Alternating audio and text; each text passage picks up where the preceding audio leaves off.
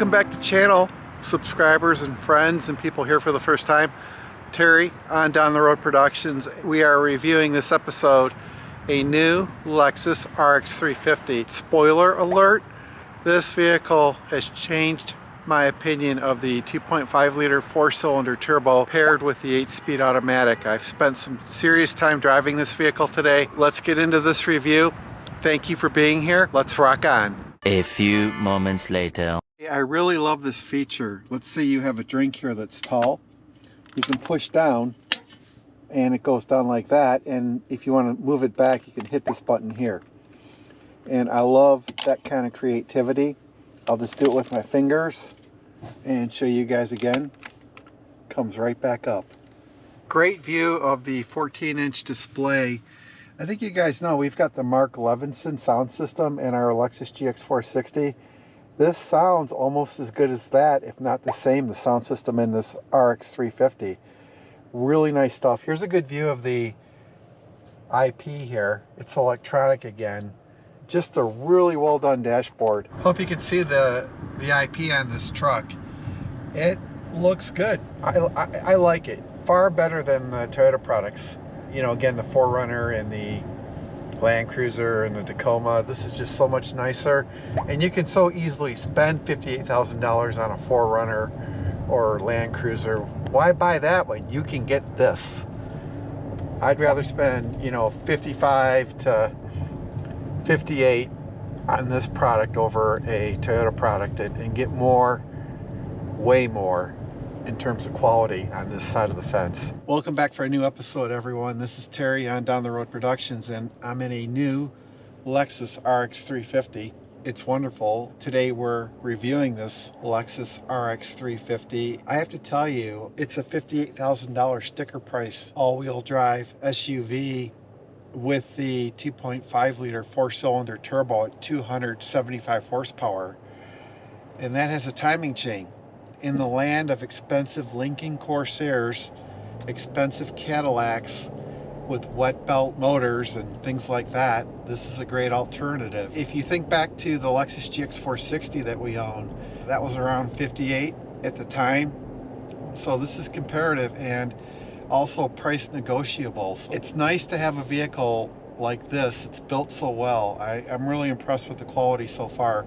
My biggest questions are, how can the 2.5 liter 4-cylinder turbo feel so much better in this truck than it does in the 4Runner, Land Cruiser, and Tacoma? Also, too, the shifting of the 8-speed is better than in the 4Runner, new Land Cruiser, and Tacoma. Maybe, you know, because it's a Lexus or whatever. So I'll give you some driving impressions, and then the next part of this video we'll stop and I'll do some externals of the truck and talk a bit more about it. Initially though, I love the handling. The 2.5 liter 4-cylinder does not sound that bad in this truck compared to the Toyota products I've been in with the same motor. You know, for me, you guys know this channel, right? I've been against small displacement motors with turbos. The overall durability issue with these new turbo motors from Toyota, only time will tell. That being said, again, you're dealing with a timing chain here that you don't get in other products. Just let me show you some of this. I'll flip the camera around and we're gonna go through some curves up here. Really nice steering wheel. I just want you guys, I'll let you guys track with me going through these curves up here. Okay, we got a great S-curve type of situation right here. Doing about 53. Very connected steering. Yeah, that's another thing for me too. Why does the electric steering in this feel better? And it's not because it's a Lexus, but the Toyota products should have this same feel for handling with the electric steering. Here we're going downhill. Drives really, really nice. I wouldn't complain about this at all if I owned it on my own right now. I think you're a lot safer, you know, buying this for 58 or less than you are so many other products out there. Took that turn really nice.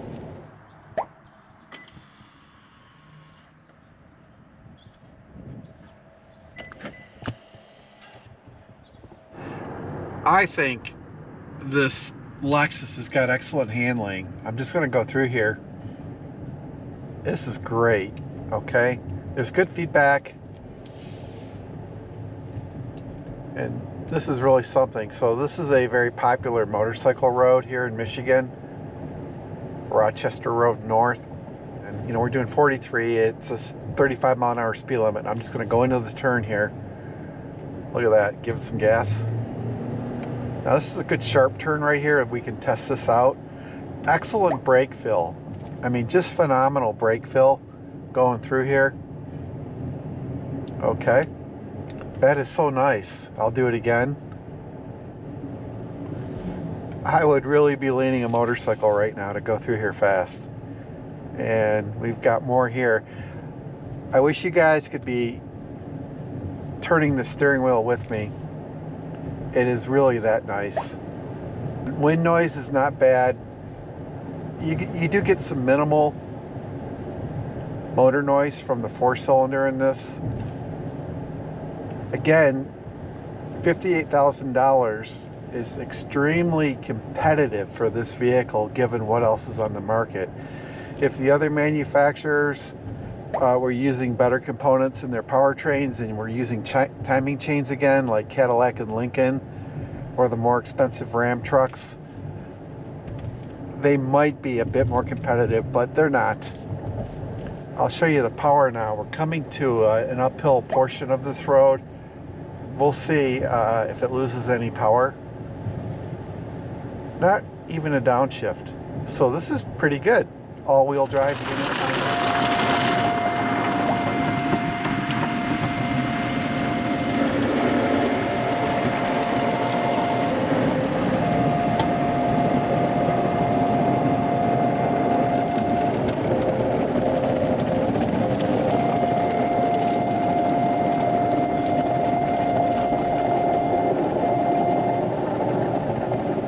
Really super nice profile on this. I actually am digging this, okay? Great build quality. The seams are all lined up. Nice looking rims, high quality rims. And I just have to go, why doesn't GM and Ford get their act together and make them like this? You can see here, just really nice. Let me show you guys how cool the door opens. There you go. There's a button here that you tap on. Coming in here, here's your passenger side view of the interior. There's one of my cameras right there. So this is pretty darn nice. I wasn't expecting this when I got in this, right? And let me go through some things with you guys, right? So there's all this standard equipment, right? It says here the 2.4 liter 4-cylinder turbo engine at 275 horsepower. That is with a timing chain. That should be in here in blazing letters. 8-speed automatic transmission that doesn't have the iffy shifting of the Toyota 6th Gen 4Runner or Land Cruiser. All-wheel drive, okay? You know, all these premium features. This is a 9411A RX350 premium all-wheel drive in eminent white pearl, okay? Built in Cambridge, Ontario, Canada. Very quickly, with tariff negotiations, this price may come down on this vehicle, okay? Top tip from me. All right, so we have the base $52,350 price, and then we've got all these cool features like cold area package, windshield wiper deicer, bigger 14-inch touchscreen display, driver connect with cloud navigation, intelligent assistant and destination, 3-year trial, 4G network dependent, power rear door with kick sensor, side puddle lamp, all that good stuff, door edge film, dash cam. And it came out to $58,545. Totally price negotiable, okay? Because it's not built in Japan and they'll negotiate with you. It's a competitive market right now. So I'm saying I would bet someone with good skills like yours truly could negotiate a price of $55,700 on this, okay? And buy the darn thing, okay? This is really good. Great seats. These seats are awesome. I was so comfortable driving this. So let's go back outside the vehicle. Oh, here, it says here 24 mpg combined city highway. City's 21, highway's 28. So I'm averaging just around 22 with this right now. I did some good driving in it. Great view of your back seat. So easy to get into and out of. You cannot say this about the 4Runner or Land Cruiser. I'm 6 foot tall, okay, and I can just slip right in here. Here I go. And talk about comfort on a trip. I love sitting back here. It feels like, you know, it feels decent and good like it does in my 5th Gen 4Runner. Thing is, okay, I keep going back to this. For $58,000, $55,000, $56,000, you don't get this with the new 6th Gen 4Runner or the Land Cruiser or the Tacoma, okay? And this is very, very comfortable. Here, you can see the setup back here for climate control and things like that.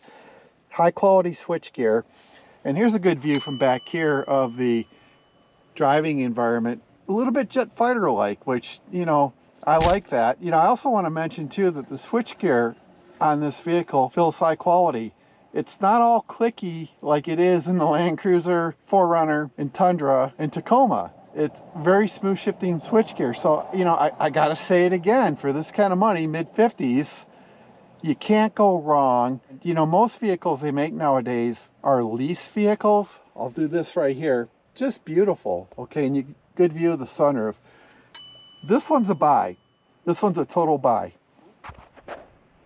Show you this here. Here's the back area. You got your cargo cover.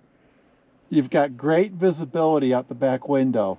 I've talked about the visibility issues with the new 4Runner out the back window, and even the Land Cruiser to an extent, but this vehicle does not have the rearward visibility issues of the 6th Gen 4Runner or the Land Cruiser. I'm just going to say new Toyota trucks, and you guys know what I'm referring to. This is great. Something tells me you could build this for off-road. You could, you know, if you wanted to. I don't see why not. I just love the nice interior. And yeah, you can go, well, you know, it's a Lexus and it's a step up from Toyota, so the interior on the Lexus needs to be nicer. Let me tell you guys something. That wasn't the issue with the last 4Runner, for example, or the last Land Cruiser in 2021. You know, their interiors were just as nice as the Lexus interior in so many ways. And I think Toyota USA, they've lost that touch. I need to see it come back. All right. And, you know, I'm being honest, you know, the people that did this interior at Toyota for Lexus knew their SHIT. I'd have them redo the interiors on the new Toyota trucks pretty quickly with a mid-cycle refresh, because when those trucks are more expensive than this Lexus, actually, because, you know, these Toyota dealers are greedy, this is a way better vehicle. You're just treated better when you walk into a Lexus dealership. Now, I love my salesman at Fox Toyota. I've bought many vehicles from him. You know, he doesn't treat me like that. But, you know, it's just more of a premium buying experience, a little bit nicer of a dealership. And I've noticed the Lexus service department is superior to the Toyota service departments I've been in recently and the problems they've sent our way. I haven't really ripped on that in a video yet because, you know, my friendship and respect for Craig at Fox Toyota, who is a good guy, really good guy. Such a rarity these days, you know, family man, good guy, does a good job and is very ethical with his vehicle sales. Is a realist too. So, you know, we all can't get like a good salesman when we buy a vehicle. I'm loyal to Craig, definitely. If I get lucky and get my Gazoo Corolla, definitely I'll go running back to Craig to buy that thing. But back to this, keep repeating this mantra in this video. Think about it. Vehicle prices have gone through the roof. Incomes have not caught up. But for this kind of money, 55 to 58, okay, and I do know this vehicle is price negotiable. You don't have to walk in and pay sticker for this, but even if you did, everything else out there pales in comparison. And on top of all that, it's got a timing chain and a superior motor to the competition out there. Guys, educate yourself on wet belt motors. They're garbage, okay? And so many EcoBoost motors, etc., are wet belt motors, and other products like Volkswagen, other products like Kia, you do not want a wet belt motor and you do not want a CVT. And if you buy them both together, you're SOL. And maybe I'll do a separate video on wet belt motors. It is so scary. First, you know, they did rubber timing belts. Now they've gone to wet belt motors where the belt goes to the oil in the oil pan. It's exposed to the head temperatures, the temperatures of your oil. When that oil viscosity breaks down and that motor gets really hot, the plastic comes off these, or rubber comes off these rubber timing chains in the wet belt motors and clogs the oil pumps, destroys the motor, destroys the whole engine. And the reason they're doing it is because of a 1% efficiency gain, which is wiped out by the fact that if you don't keep fresh oil, constant oil changes, your wet belt motor is going to go bad. Honda's got one wet belt motor over in Europe. At least the Japanese are smart enough to keep their motors timing chains. You got these people at the American car companies, at the Korean car companies going, you know, why can't we, you know, compete on resale value with Toyota and Honda? Well, let me tell you why. Because they don't want to do the right thing and bring back timing chain motors. People Carfax these motors, Carfax these cars used, and unless you're somebody who doesn't do your research and makes it an emotional purchase on a used vehicle, and you get burned by a CVT or a wet belt or rubber timing chain motor, nobody wants these secondhand vehicles in the market. But this vehicle, you can buy it, drive it for 4 to 6 years and sell it for a good price. It's still going to be a good vehicle.